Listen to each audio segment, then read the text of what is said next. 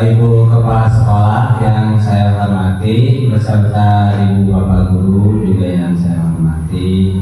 Alhamdulillah pada kesempatan ini kita diberikan kesempatan dalam melaksanakan diseminasi budaya positif di sekolah, di mana kegiatan ini akan dipandu oleh Ibu Nini Nur Fitriani. Susunan acara kegiatan ini dimulai 1 pembukaan, 2 sambutan dari kepala sekolah, 3 pemaparan materi dari Ibu Nini Nur Fitriani, 6 sesi tanya jawab dan refleksi, terakhir penutup. Untuk pembukaan, untuk pertama pembukaan saya buka kegiatan diseminasi budaya positif di sekolah. Selanjutnya dengan mengucapkan Bismillahirrahmanirrahim, kita buka acara diseminasi budaya positif di sekolah. Bismillahirrahmanirrahim. Yang kedua ini sambutan dari Ibu Kepala Sekolah. Bismillahirrahmanirrahim. Assalamualaikum warahmatullahi wabarakatuh. Waalaikumsalam warahmatullahi wabarakatuh. Pertama-tama saya ucapkan terima kasih kepada Pak Al sebagai pengatur acara pada kegiatan ini. Yang kedua, saya ucapkan terima kasih juga kepada ibu-ibu yang sudah mau menghadiri acara diseminasi budaya positif guru penggerak angkatan 11. Yang disampaikan oleh terima kasih kepada Pak Al sebagai pengatur acara pada kegiatan ini. Yang kedua, saya ucapkan terima kasih juga kepada ibu-ibu yang sudah mau menghadiri acara diseminasi budaya positif guru penggerak angkatan 11 yang disampaikan oleh Bu Dini. Yang terakhir, saya ucapkan terima kasih juga kepada Pak Dini yang sudah melaksanakan tugasnya dengan baik sebagai calon guru penggerak dan berbagi di sini. Sebenarnya budaya positif itu adalah hal yang sudah kita laksanakan untuk penilaian kinerja di semester pertama. Pada saat itu kita pilih budaya positif, belum paham apa yang namanya budaya positif. Jadi alhamdulillah pada kesempatan ini Bu Dini melakukan diseminasi sehingga langsung terjadi pengimbasan kepada kita semua bagaimana itu budaya positif. Karena budaya positif ini adalah satu hal yang wajib kita laksanakan dalam lingkungan pembelajaran kita, di mana harus kondusif dan seperti budaya positif, di mana mendisiplinkan anak itu dengan budaya positif, bukan dengan hukuman yang bunyinya seperti itu. Kalau zaman dahulu kita mendisiplinkan anak itu dengan bentuknya adalah sanksi. Nah, kalau dengan budaya positif bukan lagi dengan sanksi tapi dengan komitmen yang dimana di awalnya harus dilakukan dulu kesepakatan seperti itu, sehingga saya pada hari ini sangat berbangga kepada Bu Dini. Seyogyanya hal seperti ini mungkin bisa saja oleh beliau dilakukan fiktif, mengambil protokol, masukan seolah-olah dilaksanakan penimbasan.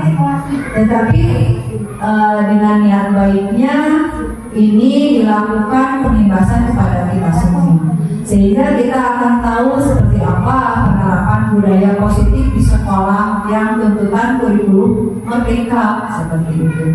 Jadi ini yang pertama budaya positif. Nanti mungkin Bu Dini juga akan melaksanakan pembelajaran diferensiasi dan KSE. Padahal itu hal-hal yang ini terintegrasi kalau di kurikulum merdeka. Jadi kalau kita mengajar itu pertama pembelajarannya berdiferensiasi, pengelolaan kelasnya harus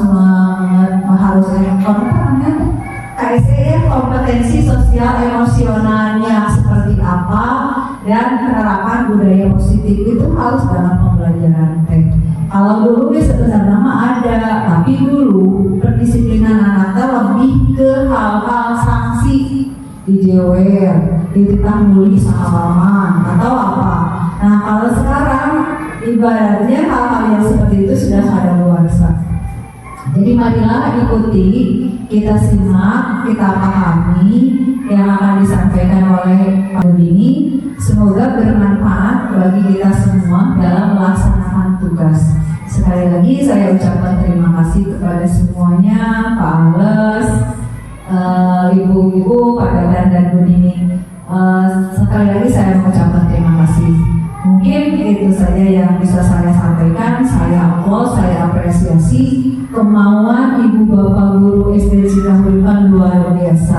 Ini merupakan suatu kebanggaan bagi saya sebagai kepala sekolah di sini, di mana kita semua mampu berkolaborasi, bekerja sama untuk memajukan SD Negeri Cikahuripan yang kita cintai. Semoga semakin hari SD Negeri Cikahuripan ini semakin maju dan berkualitas, mampu menjawab tantangan zaman sekarang, di mana kita mengajar anak-anak generasi Z yang tidak bisa kita bawa ke masa lalu.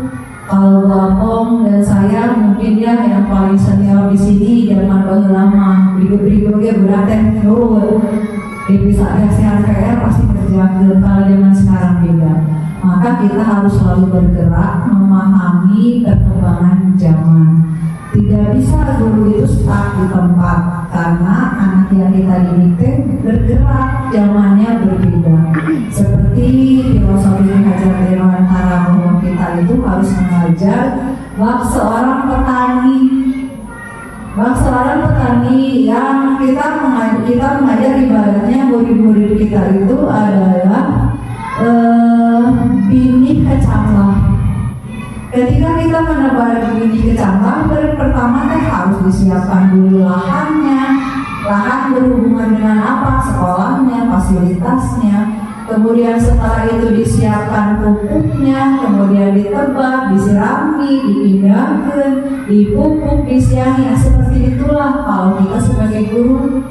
Jadi guru mah bisa diibaratkan seorang petani atau bisa diibaratkan seorang pemahat, tukang kayu. Tukang kayu pemahat itu kan bisa membentuk berbagai macam bentuk pahatan dengan berbagai jenis kayu. Kayu nukiuma di sana dipakai ngadamel kursi, kayu nukiuma di sana dipakai ngadamel patung, kayu nukiuma di sana jadi tidak memaksakan. Nah, guru pun harus begitu, harus memperhatikan kebutuhan murid. Baik, kita simak saja apa yang akan kita disampaikan oleh Bu Dini. Terima kasih. Bila kita hidayah. Wassalamualaikum warahmatullahi wabarakatuh. Waalaikumsalam warahmatullahi wabarakatuh.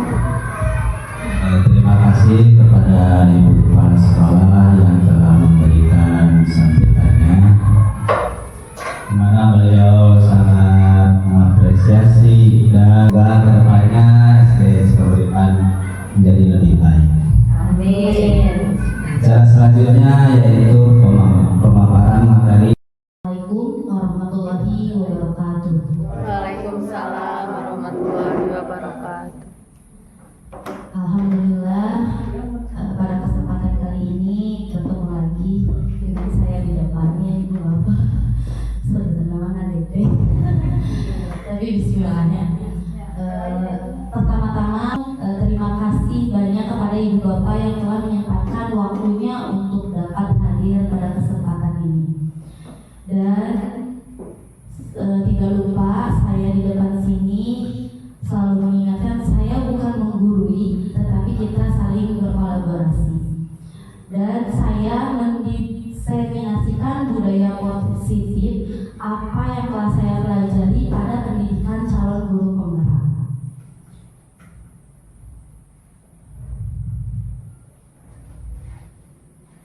Kita ice breaking terlebih dahulu. Di sini ada gambar Ibu Bapak. Boleh ditebak? Apa ya?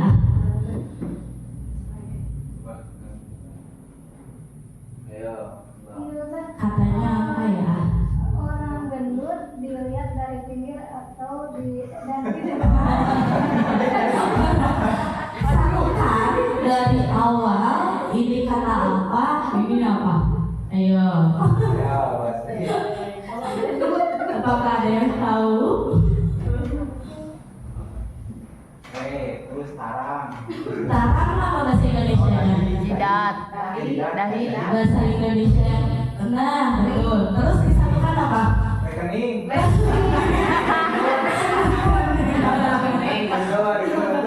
Alhamdulillah. Rekening gitu. Mudah-mudahan jadi doa itu Bapak. Isinya ya, Bapak.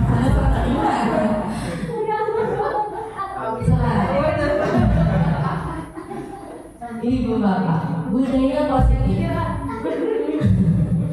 Budaya, terangnya budaya merupakan pola atau cara hidup yang terus berkembang oleh sekelompok orang dan diturunkan pada generasi berikutnya. Budaya itu terus menerus. Selanjutnya, budaya positif.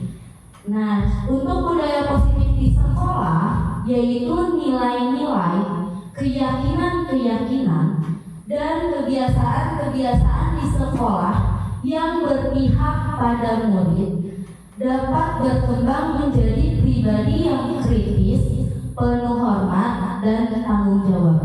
Jadi apa yang dilakukan oleh kita sebagai warga sekolah untuk mengembangkan peserta didik yang kritis, penuh hormat, dan bertanggung jawab. Di sini saya akan memaparkan 8 materi konsep inti budaya positif. Pertama ada perubahan paradigma belajar. Kedua ada disiplin positif. Ketiga ada nilai-nilai kebajikan. Keempat ada kebutuhan dasar manusia. Kelima ada motivasi perilaku manusia. Lalu ada posisi kontrol guru, keyakinan kelas, dan yang terakhir ada segitiga restitusi. Pertama, Ibu Bapak, pembelajaran dengan paradigma baru. Pembelajaran dengan paradigma baru merupakan pembelajaran yang dirancang berdasarkan prinsip pembelajaran berdiferensiasi. Tadi ya Ibu Bapak, kurikulum merdeka ada 6 dimensi, yaitu pertama apa? Beriman dan bertakwa pada Tuhan Yang Maha Esa dan berakhlak. Kedua, iya, boleh bernyanyi?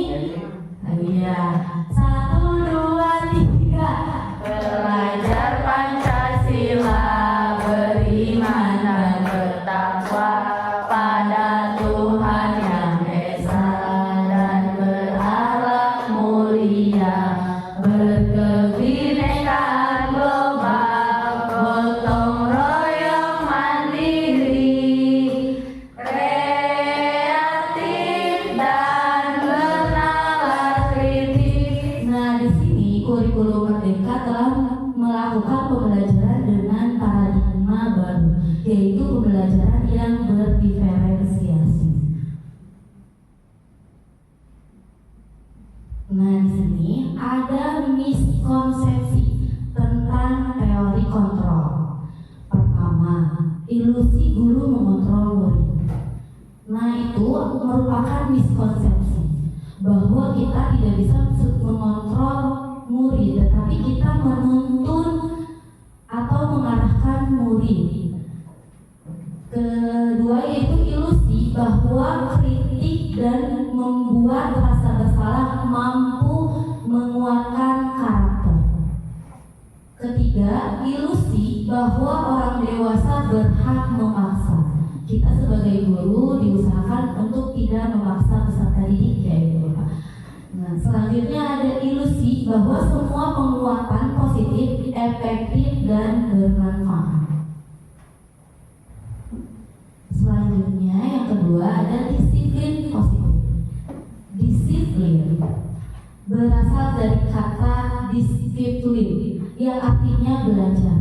Lalu disiplin positif merupakan salah satu cara penerapan disiplin yang bertujuan untuk menumbuhkan kesadaran serta memberdayakan peserta didik tanpa imbalan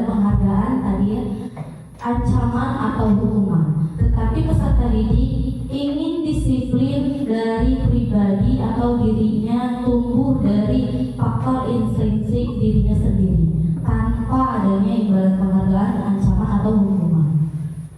Nah, sebagai pendidik, tujuan kita dalam menciptakan peserta didik yang memiliki disiplin diri sehingga mereka berperilaku mengacu kepada nilai-nilai kebajikan universal dan memiliki motivasi tadi intrinsik dalam perubahan perilaku ke arah yang lebih baik. Di sini ada nilai-nilai kebajikan. Nilai kebajikan yaitu nilai yang disepakati bersama, lepas dari suku bangsa, agama, bahasa maupun latar belakang. Pertama, tadi contohnya nilai-nilai kebajikan itu tadi pada profil belajar Pancasila. Ada 6 dimensi nilai yang disepakati. Lalu ada keterampilan hidup. Misalnya kita harus jujur, menjadi pendengar yang aktif, tidak merendahkan orang lain. Nah, jadi kita itu harus menumbuhkan nilai-nilai kebajikan pada peserta didik kita tanpa memaksa ataupun tadi harus ada penghargaannya. Tetapi kita mewujudkan peserta didik yang seperti ini ya. Kita itu dari orang itu harus kalau sukses harus seperti ini, seperti ini. Lalu sebagai manusia tentunya kita mempunyai atau memerlukan kebutuhan. Kebutuhan dasar manusia yaitu segala sesuatu yang kita lakukan untuk mendapatkan apa yang kita inginkan. Seluruh tindakan yang kita lakukan memiliki tujuan tertentu. Tentunya seperti kita cita-cita dulu ingin seperti guru. Apa yang harus kita lakukan untuk memenuhi kebutuhan tersebut? Lalu di sini ada 5 kebutuhannya itu. Pertama, bertahan hidup, seperti makanan, pakaian, tempat tinggal, keamanan, dan kesehatan. Untuk yang kedua ada kasih sayang dan rasa diterima, yaitu peserta didik atau kita juga sebagai manusia mempunyai rasa ingin diterima, ingin dipedulikan, ingin berbagi, ingin kerjasama, dan ingin menjadi bagian dalam kelompok. Yang ketiga ada penguasaan, di mana kita membutuhkan harga diri, keinginan untuk dianggap, memimpin, berprestasi, diakui dan didengar ya. Nah, lalu yang keempat ada kebebasan.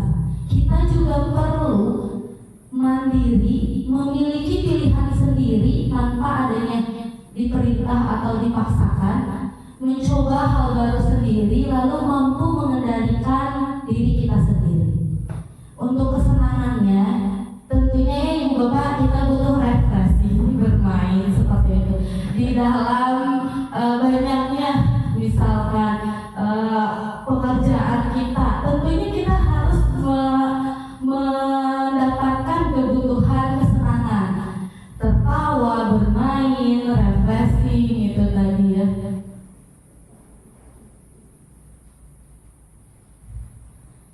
Lalu selanjutnya ada poin kelima, yaitu motivasi perilaku manusia. Nah, menurut ahli, motivasi perilaku manusia yang terbagi menjadi 3. Ada faktor ekstrinsik dan ada intrinsik.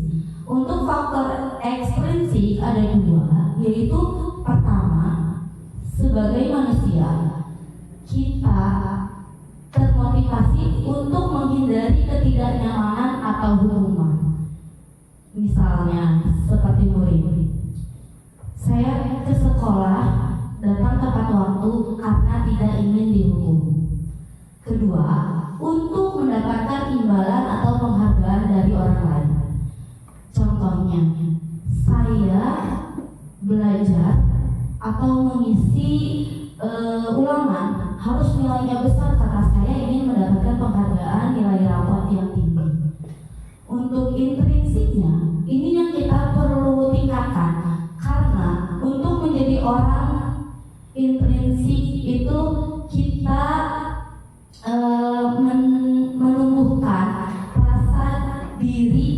atau diri murid dengan nilai-nilai yang mereka percaya sendiri, tanpa adanya tadi hukuman atau penghargaan, tanpa adanya alasan. Tapi alasannya itu dengan nilai-nilai kebajikan tadi yang mereka sadari. Nah, contohnya di sini ada hukuman. Hukuman itu kadang ibu bapak, kadang saya juga ya. Dulu misalkan anak-anak kalau hukuman itu tidak terencana, kadang langsung kamu harus gini. Nah, kalau untuk konsekuensi apa yang dilakukan anak, berarti anak harus bertanggung jawab dengan apa yang dia lakukan. Berarti terencana. Misalkan anak merobek buku temannya, lalu otomatis si anak harus meminta maaf dan bertanggung jawab. Untuk restitusi, di sini proses menciptakan kondisi bagi murid untuk memperbaiki kesalahan.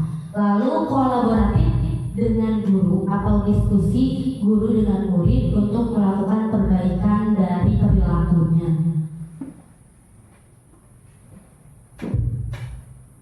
Nah, tadi di sini kita lanjut ke nomor 6. Ada 5 posisi kontrol guru.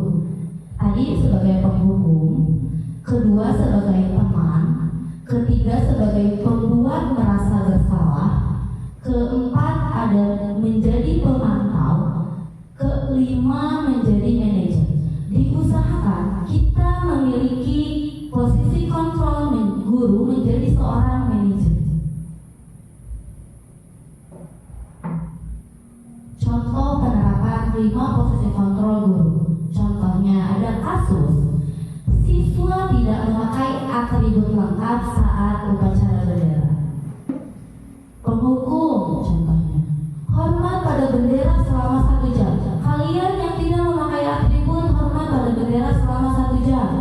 Untuk itu jenisnya penghukum. Kalau untuk pembuat merasa bersalah, berapa kali ibu harus memberitahu kamu? Kenapa kamu tidak memakai atribut lengkap ketika upacara?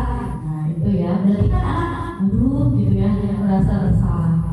Untuk menjadi teman, ayo dong ikuti aturan sekolah, tolong bantu ibu ya anak-anak.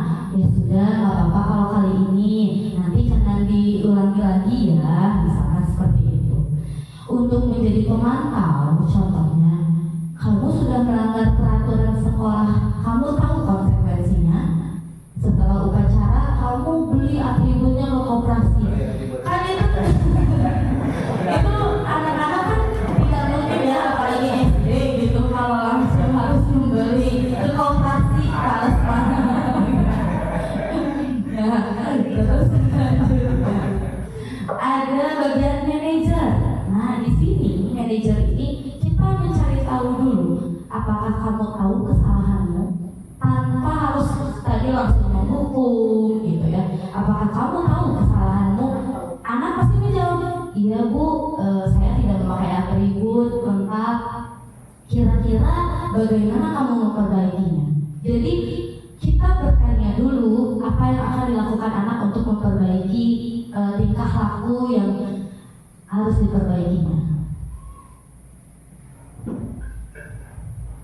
Nah, coba tebak ya ibu bapak di sini. Posisi kontrol apakah aku? Yang pertama, saya kecewa sekali dengan kamu. Itu termasuk apa? Karena penghukum. Tadi yang kedua merasa bersalah, ketiga teman, keempat pemantau, kelima manajer. Tadi yang saya kecewa sekali dengan kamu, itu masuk ke mana? Rasa bersalah. Saya kecewa sekali dengan kamu. Iya. Saya kecewa ya, bisa merasa bersalah karena ibu kecewa sekali ya sama kamu. Sekarang kedua, kamu tidak pernah benar melakukannya.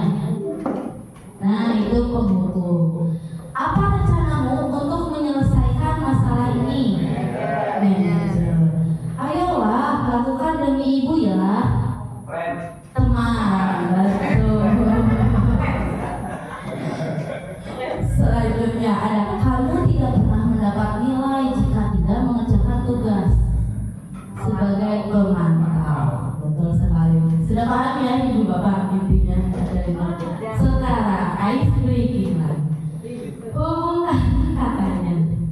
Pinjam ke meja. Pinjam ke meja, betul sekali. Pinjam ke meja.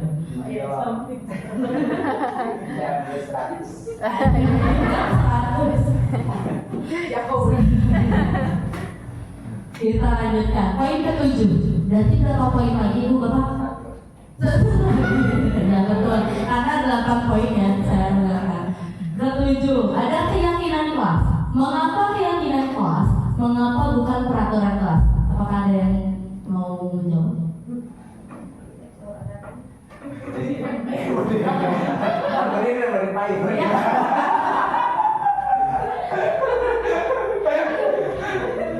Ya, di sini ada jawabannya ya Ibu Bapak.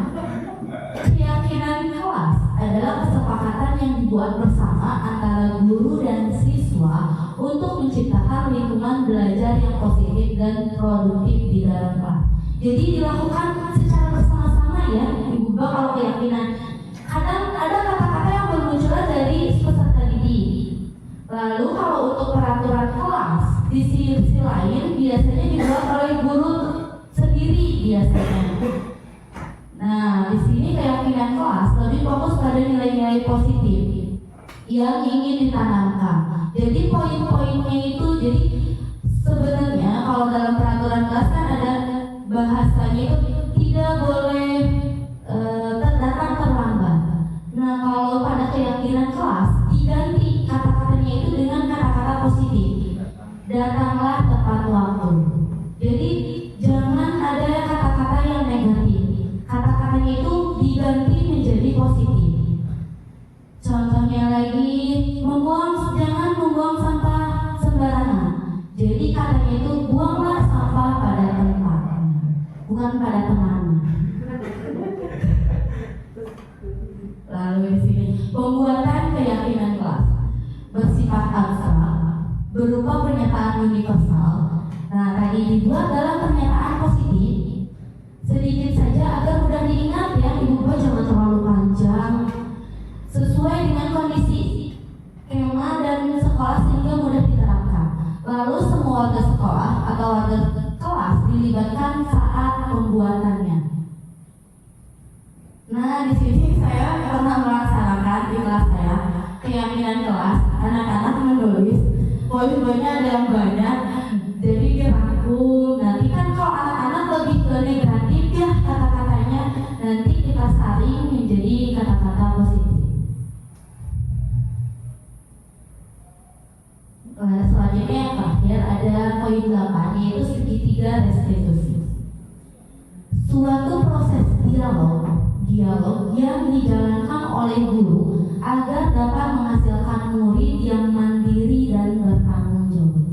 Jadi segitiga restitusi itu sebuah dialog seorang guru dengan murid. Di sini segitiga restitusi ada 3 poin. Pertama, menstabilkan identitas. Contohnya bahwa memang setiap orang itu pernah melakukan kesalahan. Yang kedua, ada validasi kebutuhan, di mana apa alasan anak menyebabkan perilaku tersebut. Yang ketiga, ada menanyakan keyakinan. Kita tadi misalkan sudah melakukan keyakinan kelas, kita tanya apakah siswa tersebut melanggar keyakinan kelas kita atau tidak. Lalu menanyakan apa yang harus dia perbaiki. Nah, di sini menstabilkan identitas. Berdasarkan prinsip membuat kesalahan adalah bagian dari proses pembelajaran. Berbuat salah itu wajar. Seperti kata-kata, tidak ada manusia yang sempurna. Ibu juga pernah melakukan itu. Jadi kita berdialog dengan anak, tidak kenapa langsung seperti itu ya. Jadi kamu dipanggil ke sini kenapa ya? Merasa apa? Nah, tanya dulu terus. Oh iya betul, kamu melakukan itu. Ibu juga pernah dulu melakukan seperti itu. Seperti itu. Lalu di sini ada validasi tindakan yang salah berdasarkan prinsip setiap perilaku berupaya memenuhi suatu kebutuhan tertentu, di mana siswa pasti mempunyai alasan mereka melakukan perilaku tersebut. Contohnya, kamu pasti punya alasan mengapa melakukan hal itu ya. Nah, nanti anak terbuka, oh iya Bu,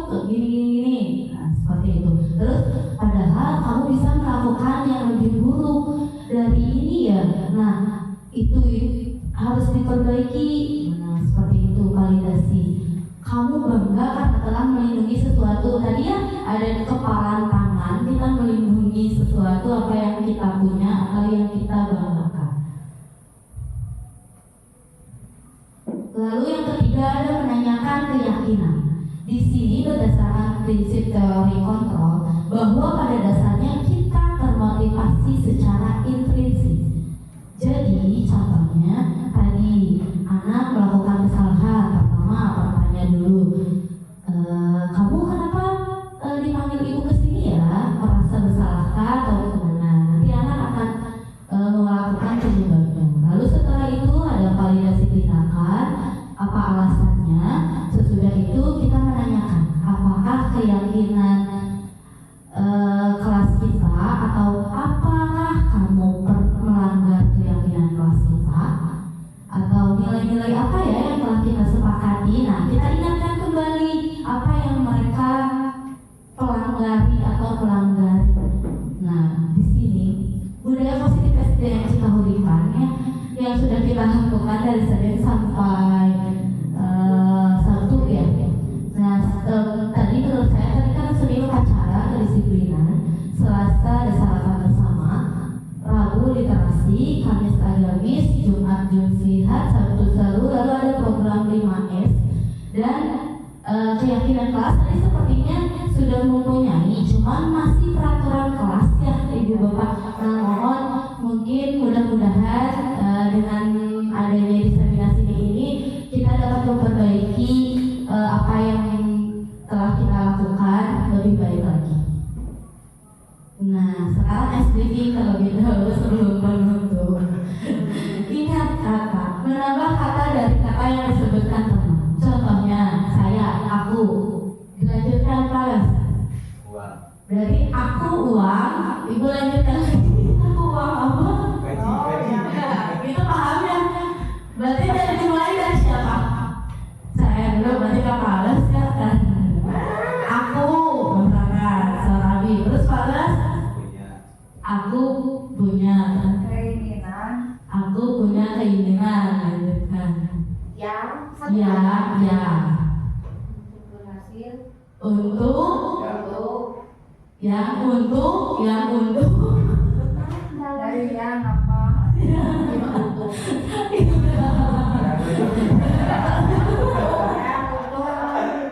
dalam bidang yang untuk dalam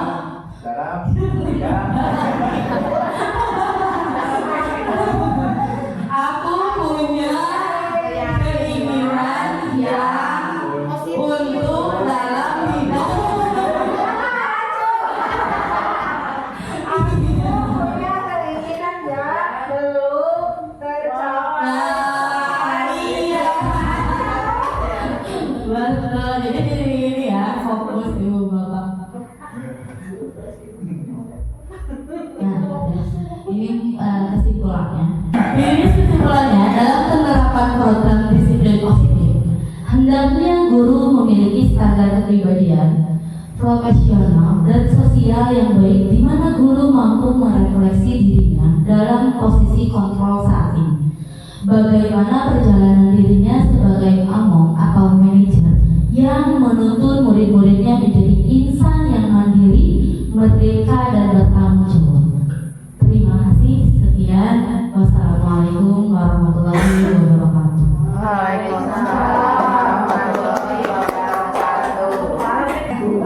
Menyimak kesimpulan dari keseluruhan materi tadi tentang budaya positif di sini dalam penerapan program disiplin positif, hendaknya guru memiliki standar kepribadian, profesional dan sosial yang baik, di mana guru mampu merefleksi dirinya dalam posisi kontrol saat ini. Nah, jadi untuk standarnya cukup tinggi ya, standarnya cukup tinggi karena jika kita akan seperti ini berarti dimulai dari diri kita sendiri, seperti halnya ibu sebagai kepala sekolah, selain murid pasti guru. Nah, contohnya kita sudah menerapkan ada target budaya positif ini yang ibu rasakan.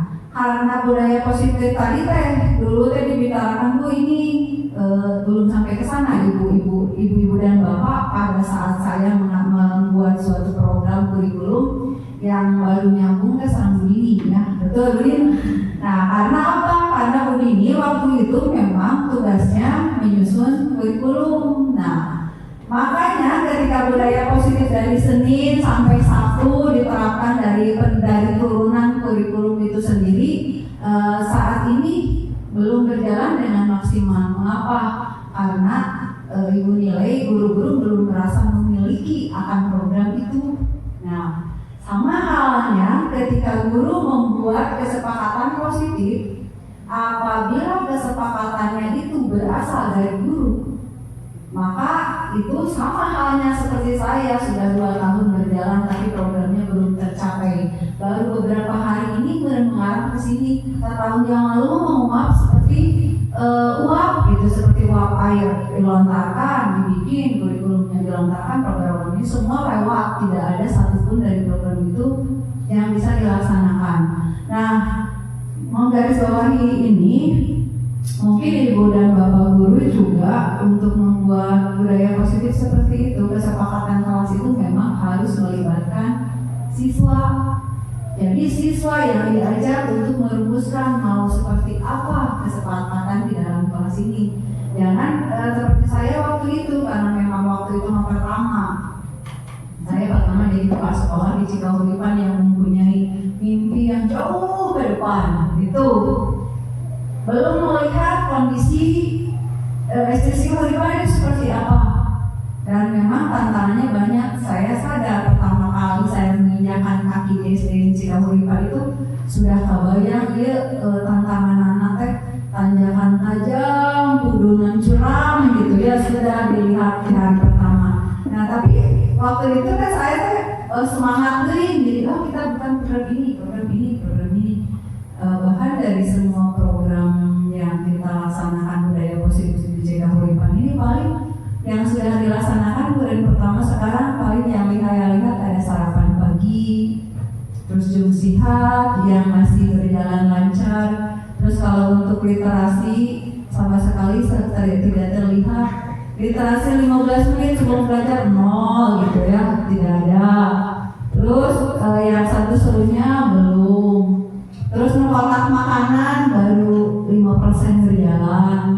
Nah, terus yang membaca satu minggu satu buku baru kelas 2 merintis ya sekarang. Nah, itu mengapa terjadi?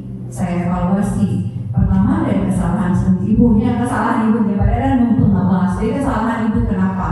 Karena ibu terlalu bermimpi, terlalu berambisi untuk memajukan SD Cikahuripan dan dengan tidak melihat kondisi SD Cikahuripan, karena berpikir ada guru-guru nanti ngarolaknya nih pasti mau dibawa lompat kali anak. Ternyata tidak begitu juga. Memang kalau dihubungkan dengan filosofi Ki Hajar Dewantara, memang ibu itu salah karena sebagai pimpinan kepala sekolah seperti halnya seorang guru yang harus melihat kebutuhan siswa. Tapi sebenarnya no dilakukan ibu memang kebutuhan guru. Karena ketika sekolahnya ratingnya naik, ketika sekolahnya maju, masa depannya ya untuk guru gitu. Tapi karena tadinya semua program berasal dari ibu, makanya guru-guru tidak merasa memiliki akan hal itu. Nah, oke Samir, ya kan mainkan ibu bapak guru bercermin dari ini disebut gagal tidak ya, tapi tidak berhasil gitu. Gagal mantep, tapi tidak berhasil sampai saat ini. Nah, untuk ibu bapak guru, jadi harus mempersiapkan diri untuk menjadi manajer seperti apa. Yang 5 kontrol itu bagus, maka di tahun kemarin ibu badai sosialisasi tentang budaya positif ya begini, tapi tidak sampaian. Nah ini, jadi ibu teh memang harus memperkaya diri dulu untuk memiliki standar kepribadiannya, profesionalnya, sosialnya, dan memang ini adalah kompetensi guru. Sebenarnya dari kompetensi guru itu kan ada kompetensi kepribadian, sosial, nah seperti ini. Jadi tingkat pesan dari rumah mari kita sama-sama tingkatkan dulu kualitas kita sebagai guru untuk kemajuan murid. Terus memang harus dirumuskan kesepakatan kelas dari awal, tapi ajaklah murid untuk berpartisipasi di dalamnya supaya mereka memiliki rasa tanggung jawab dan kepemilikan. Oh iya, saya tuh ingin seperti ini, saya ingin seperti ini. Jika ibu jadi ibu yang tidak kia, ibu yang tidak kia. Akhirnya sampai saat ini belum berjalan dengan baik. Walaupun terima kasih sampai saat ini sudah ada beberapa hal yang sudah berjalan. Tapi dalam seminggu terakhir untuk kotak makanannya hilang. Terus seminggu terakhir juga sampah penuh. Nah, itu menunjukkan bahwa kita belum merasa memiliki akan program kita. Saya gitu bagiannya, enggak ada ibu bapak, silakan dibuat kesepakatannya dengan melibatkan seperti itu. Terima kasih Bu Dini, terima kasih Pak Dadan. Males ya. Udah bekerja keras untuk menjadi saya. Saya cadangan.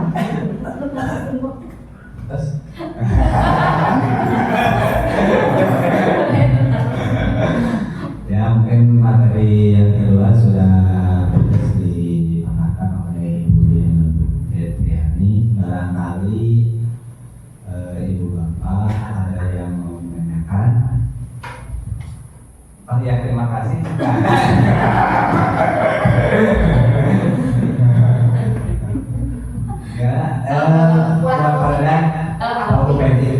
Itu saja yang saya akan tanyakan.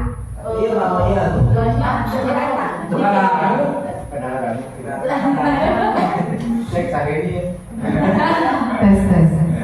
Assalamualaikum warahmatullahi wabarakatuh. Saya cuma mau bertanya dengan kata kamu, apakah kata kamu itu bisa dirubah menjadi anak-anak atau ananda, mungkin seperti itu ya. Karena dulu yang saya ketahui, ke anak itu, ke siswa didik itu tidak boleh berkata kamu. Apakah betul tidak? Gitu. Udah, terima kasih. Ya, izin menjawab. Menurut saya ya Ibu, menurut saya kalau sudah terbiasa, mungkin kamu tidak terlalu ini ya, kalau udah biasa Indonesia pada anaknya. Asal kita dengan bernada nadanya tidak boleh ini ya, soalnya nada bisa menentukan apa yang merasa enakkah atau tidakkah kepada anak. Jadi kita berbicara kepada anak yang santun, yang sopan. Memang kata itu juga berpengaruh. Mungkin boleh menyebut namanya, atau kita sudah dekat boleh anak ibu, ya seperti itu. Mungkin itu bisa. Nah, itu kan kalau laki-laki kurang ini ya, kalau anak bapak. Nah, kan jadi itu jadi disesuaikan ya. Disesuaikan dengan bahasa kita. Soalnya beda-beda antara orang. Orang ini seperti ini kepribadiannya, orang ini seperti ini. Beda-beda pendekatannya dengan anaknya, seperti itu. Mungkin menurut saya memang tidak apa-apa karena lebih baik, tapi lebih bagus memang lebih kata yang lebih mendekatkan. Mungkin seperti itu. Bagaimana? Udah, terima kasih. Sudah nawan kalian. Sama-sama. Tapi bisa mau ada yang menambahkan? Ya, terima kasih kepada Ibu Dini Fitriani selaku calon guru penggerak angkatan 11 yang telah memaparkan materi dan membuka wawasan dan istilah baru yang belum saya dengar, yang belum saya ketahui. Mungkin Bapak juga sekalian belum mengetahui. Terima kasih. Semoga kedepannya dengan apa yang telah dipaparkan oleh Bapak Dadan dan Ibu Dini memotivasi kita semua untuk menjadi lebih baik lagi. Terima kasih kepada Ibu Kepala Sekolah dan Ibu Bapak Guru sekalian.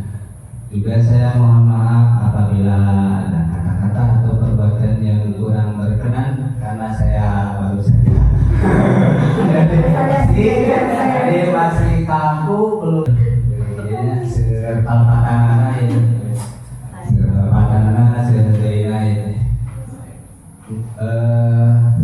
apa segitu baik Panginten acara diseminasi budaya positif di sekolah.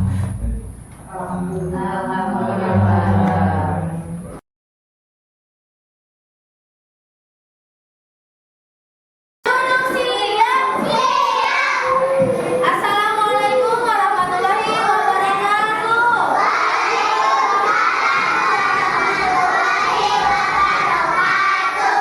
Selamat pagi anak-anak. Bagaimana kabarnya hari ini?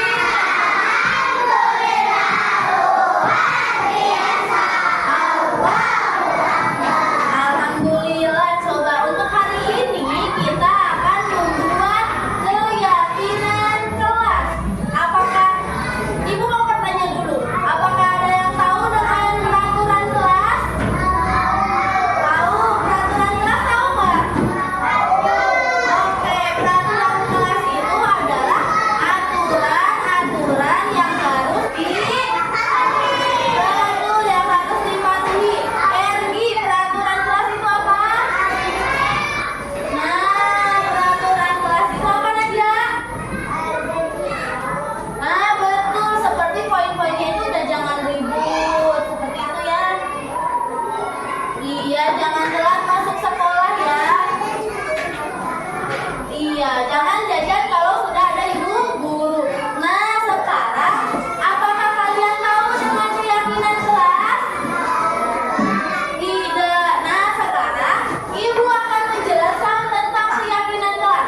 Pertama, peraturan kelas. Di sini ibu akan menjelaskan keyakinan kelas. Peraturan kelas dan keyakinan kelas itu berbeda.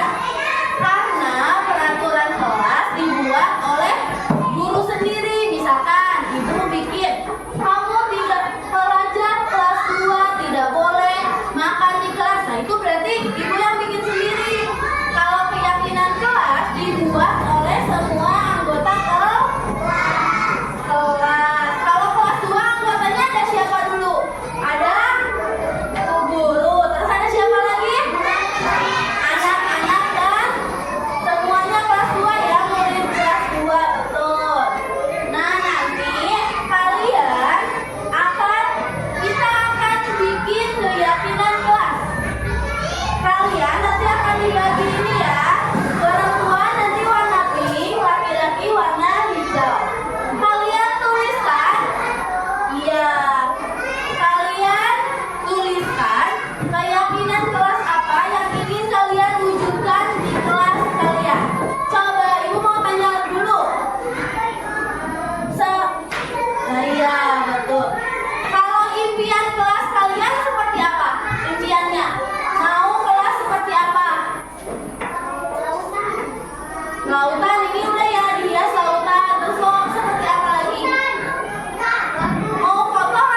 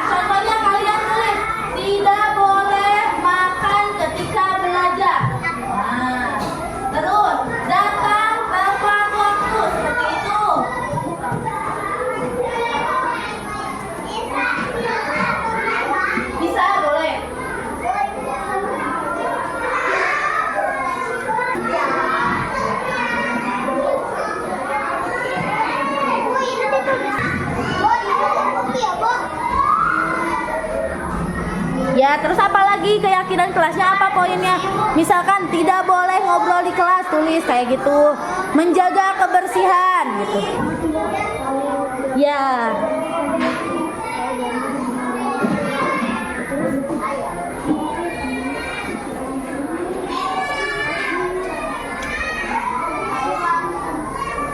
Ya.